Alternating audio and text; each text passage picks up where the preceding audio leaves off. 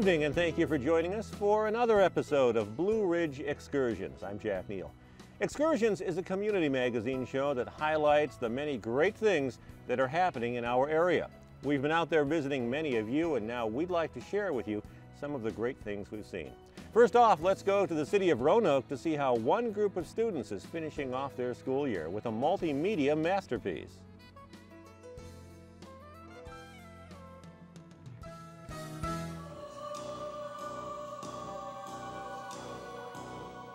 Who would have thought that William Flemming students were paranoid?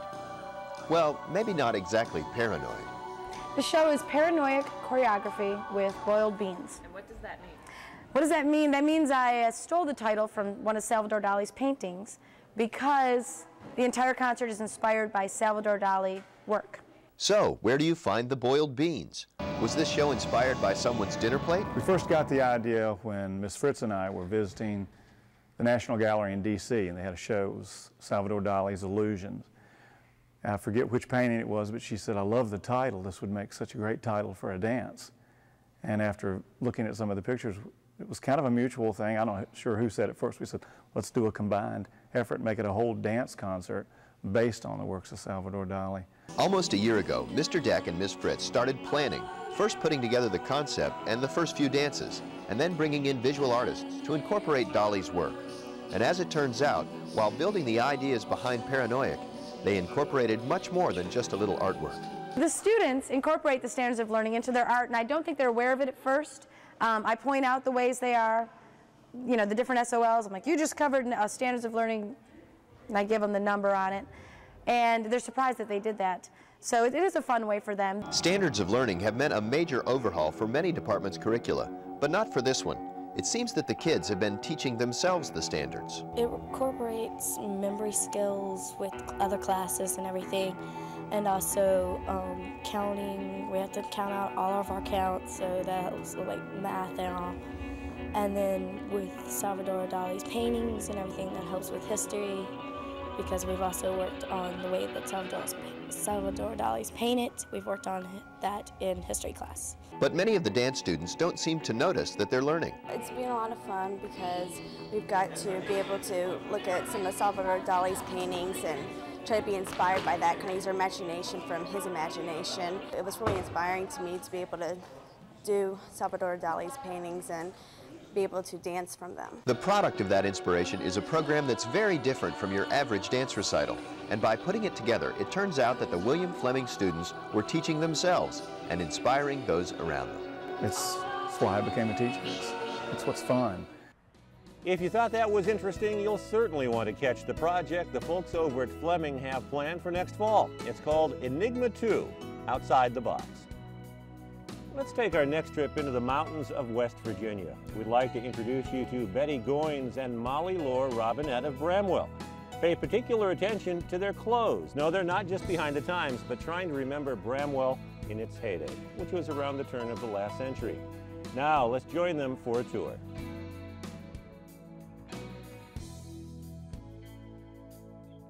Welcome to Bramwell, West Virginia, incorporated in 1888. It was the home of coalfield barons. These barons decided to build their homes in a community not far away from the action of a coal mining business, yet close enough to the operation. Directly behind me is the Bramwell Bank, known as the famous Bank of Bramwell because there was more money on deposit per person living in Bramwell than anywhere else in the U.S. at the turn of the century. You could open up a checking account for a deposit of 1 penny. In the community of Bramwell, great wealth was accumulated, which also brought power. There were U.S. senators living here, there were congressmen living here, federal judges lived in our community, and yet coal miners were welcome to live in the community as well. Across from the Bank of Bramwell is the Masonic Lodge, the first West Virginia Masonic Lodge for the Black Masons was built in the town of Bramwell, called the King Hiram Lodge. And this Masonic Lodge across from us was the site where Mr. Little went upstairs in January 1910. He was an officer in the Masonic Lodge. He must have been a senior citizen and hard of hearing. He didn't smell the smoke, he didn't hear the clamor of the bells, but when he came downstairs the next morning, all of Bramwell that he knew had been burned. So Main Street Bramwell changed after the fire of 1910. Now, as you visit Bramwell today, a couple of new things that you'll see. One happens to be the Bramwell train station, which will be an interpretive center for the Coal Heritage Trail. We're quite excited that that'll be open very shortly. Additionally, you'll see the original town hall, which did not burn in the fire of 1910. Welcome to the Bramwell Presbyterian Church. Organized in 1890, the congregation began with only 8 members, one of whom was Isaac T. Mann. For about 13 years, this congregation met in a church that was shared with other congregations in the community. By 1903, I.T. Mann felt the real calling to do something really generous for the congregation. He bought a small piece of property and built this stone church, gave it as a gift to the congregation. The cornerstone laid in 1903, the first meeting was held in November 1904. Isaac T. Mann was of Welsh descent, and it's reported that this church, made out of native bluestone quarried from right here in Bramwell, was patterned after a Welsh cathedral. We're standing in front of the I.T. Mann house, a large rambling home that grew as Mr. Mann's family grew. When his children were young and very small, he had the 3rd floor built for the needs of the children, scaled for the smaller children, doorknobs down lower on the doors, bathroom fixtures smaller, everything scaled for those children. Mr. Mann didn't live here often. He traveled all over the East Coast and had homes from Chicago to Florida. He had his main home in Washington, D.C. Today, if you should travel on Embassy Row, you would see a 5-story old brick structure, and that was the home that Mr. Mann lived in. Across the Bluestone River stands this lovely home valued at $95,000 when it was built. Colonel and Mrs. Thomas built this house. Annie was the daughter of John Cooper. John Cooper was the first West Virginia coal mining operator of the Pocahontas Field. And Annie and her husband built this grand home, which includes a ballroom on the 3rd floor. Those are the original tiles on the home.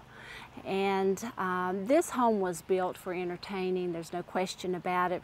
Mrs. Thomas was preparing for one of her children's wedding, and she had a train boxcar load of grapes to arrive in Bramwell just to decorate the open beam ceiling of the dining room.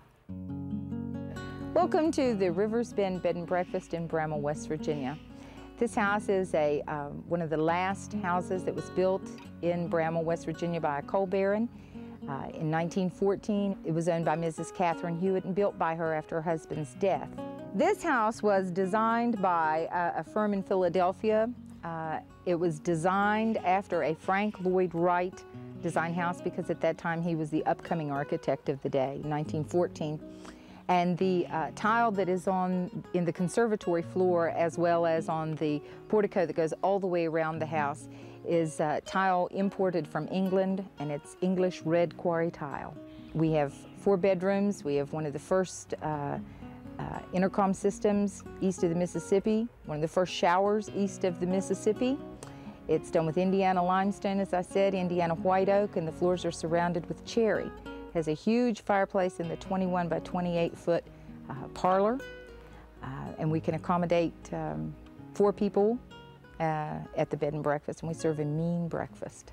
Directly behind me is the Goodwill House. Philip and his family came into this region and opened up the Goodwill Mining Company, and Philip acquired this little piece of property that sort of overlooks the town of Bramwell, a little knoll here. He built a 2-story home.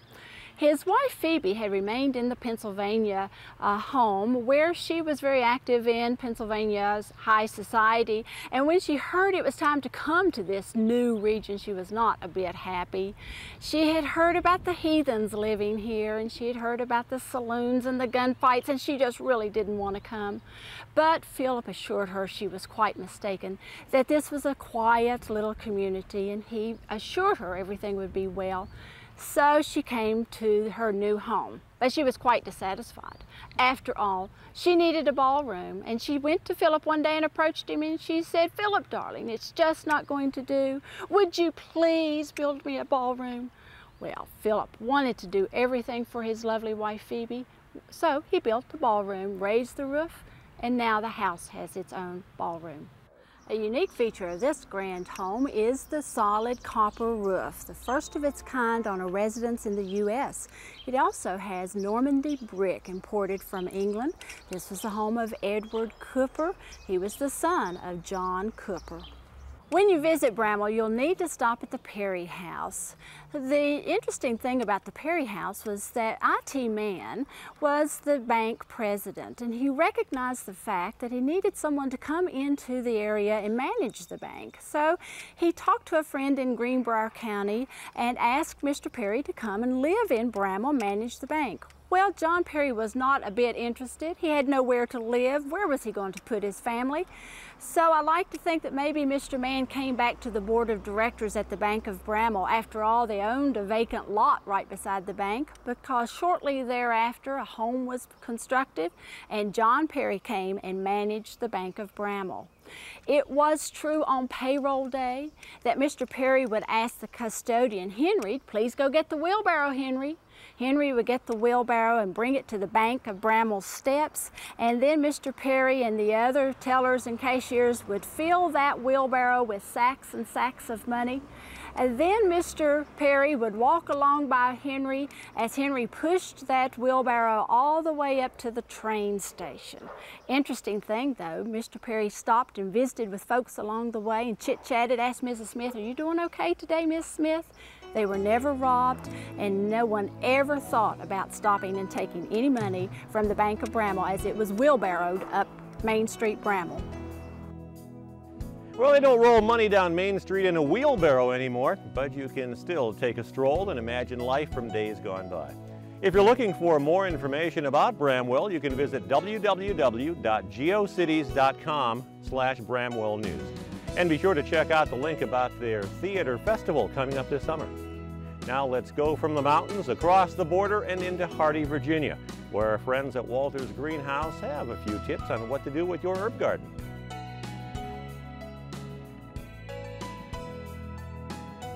Hi, my name's Ray Walter from Walter's Greenhouse. Today we'd like to talk about the reasons for growing herbs. They're culinary, ornamental, insect retardants, and medicinal. In the culinary area, we've got basil for Italian cooking, dill for dill pickles. In the ornamentals, curry plant and gray green foliage for the garden, and eucalyptus for great flower arranging. Insect and animal deterrents, you put a little pennyroyal in the dog pen, take away those fleas. Catmint deters the deer. In medicinal areas, we have chamomile tea for relaxing, and when you get a bee sting, rub out a little bit of savory. Growing herbs can be as simple as a few herbs in a box or as elaborate as a garden. Growing herbs indoors, it's as simple as taking herbs and just putting them in a box like this, setting this box in a southerly exposure window, and grow them and use them. Lighting, just enough bright sunlight on the southern window will be enough. If you don't have a southern window, you can use artificial lights, but you can have herbs all through the winter. The other thing is that you can grow your herbs outdoors. And an outdoor garden just requires a small area. The soil can be of any type. If you have good, rich garden soil, you get more foliage, but if your soil is a poor variety, you get a more aromatic herb. Watering depends on the temperature and humidity. You can tell in a pot like this is by putting your finger in, and if you find that it's moist, that's sufficient. If not, you just gently pour some water through until it comes through to the bottom. Fertilizing, just regular soluble fertilizer is fine. Use Miracle Grow, teaspoon to the gallon, and do that once every 2 weeks. If your pot gets overgrown, you get root bound, you take your plant out of this pot, put it in a larger pot. Spread the roots out as you do it, and grow your herbs on. Controlling pests on herbs, we sometimes get aphids, whitefly, or a spider mite. It can be controlled with safer soap. Just spray this on the foliage and it'll take care of it. Planting herbs. Springtime, when the frost danger is past, is the time to put your plants in the ground. Many herbs are perennials and can be planted any time during the growing season. When you're planting and selecting your plants, make sure that you select a plant with a good root system. And this root system is going to be broke up a little bit and then shoved in the pot or in your soil, and it will grow on. Perennial herbs, they need some protection during the winter. Mulch them with straw or shredded leaves. If you're looking for more information on herbs, there are many books available. Be sure to tune in to Blue Ridge Excursions for more gardening tips coming in the next few weeks. From the many kinds of herbs to a variety of a different sort. Right now, we'd like to show you what diversity means to the Roanoke Valley.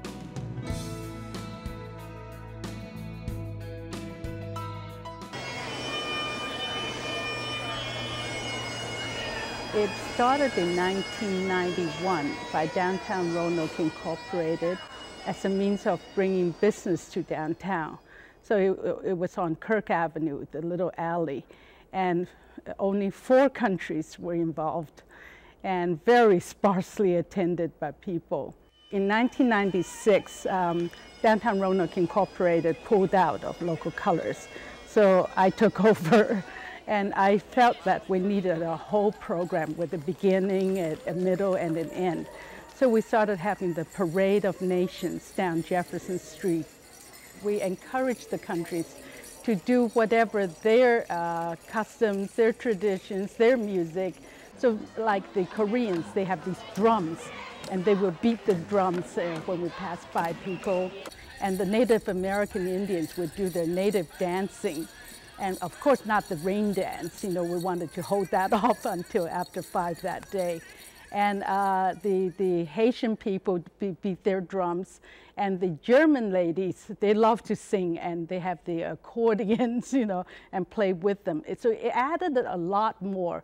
And it's just not a regular band, but it's the heritage, the culture, and the music of the different countries.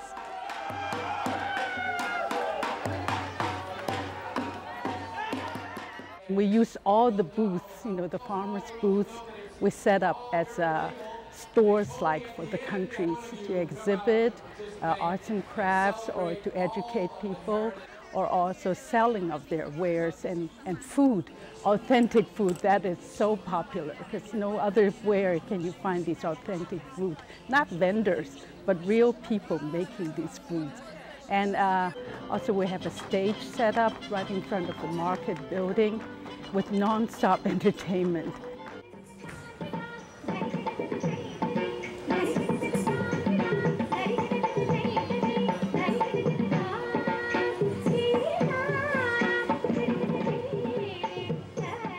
We always have a fashion show because I found people are sometimes not knowledgeable about the clothing of other countries. You know, they think like the Asians, we all dress alike, we all look alike, which is not true. So we explain the clothing.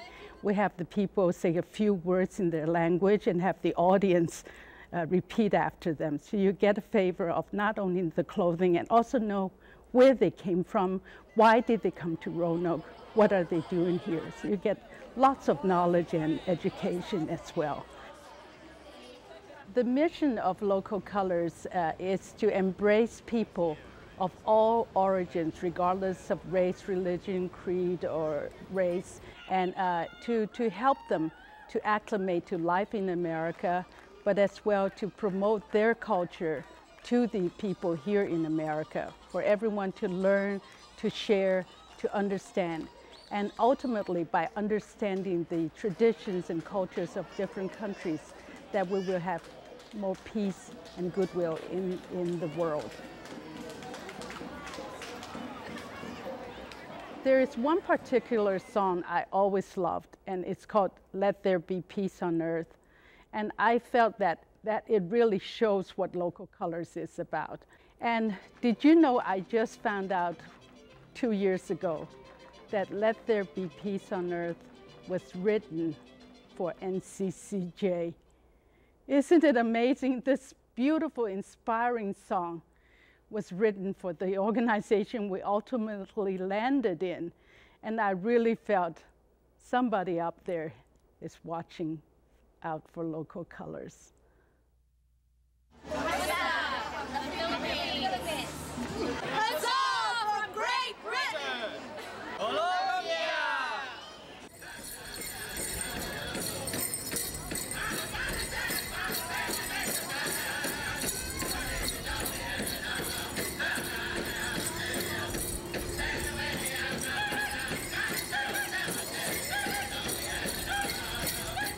This was the 11th year for Local Colors, and more than 25,000 people were in attendance.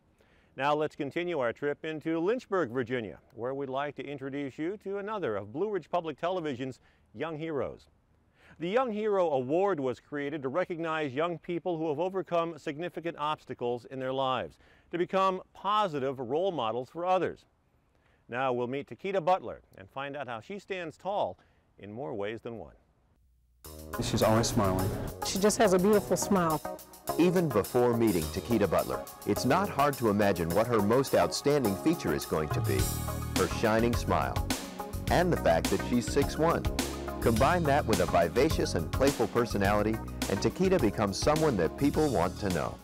When you just first meet her, she kind of warms your heart and makes you feel good about how things are going. And then knowing her story and how much she's overcome, it makes you appreciate life a whole lot more, and it makes you glad that you know somebody like her. And Tekita has overcome a lot. She moved to Lynchburg from Florida, where she lived with her grandmother. Tekita had a very difficult home situation in Florida, and because of that, an aunt moved her here to live with her. And things were beginning to turn around for her when her aunt was tragically killed in a car accident. The accident and the loss of her aunt were very hard for Tekita to deal with. I didn't know what to do. I thought my world had came to an end. I didn't want to play any sports anymore. I didn't care about my grades. I didn't care about anything. It's hard to go through a death in your family, and I was close to my aunt. But my 8th grade gym teacher, Miss Patillo, we worked things out so I can live with her, so I can have a better chance to go to college up here. And I just loved her. When I first met her, it was something about her that made me just want to be with her. And so she has taken care of me since my 9th grade year, and I'm very proud to be with her. And I love her for what she's done, because I didn't know that I was that special. Though the fact that Tekita is special is as hard to miss as her flashy smile or towering stature. Okay. Tekita is the type of student, when she walks into a room, she warms the room. I see how she interacts with the kids in the hallway. A lot of kids look up to her, I'm really impressed by that. And I think early on she didn't understand that, but I think in her last couple of years of high school she's beginning to understand that kids are watching and see what she does in the hallway. The same leadership that makes her stand out in the hallways also makes her a standout on the basketball court, and earned her recognition as the Seminole District's Player of the Year last year.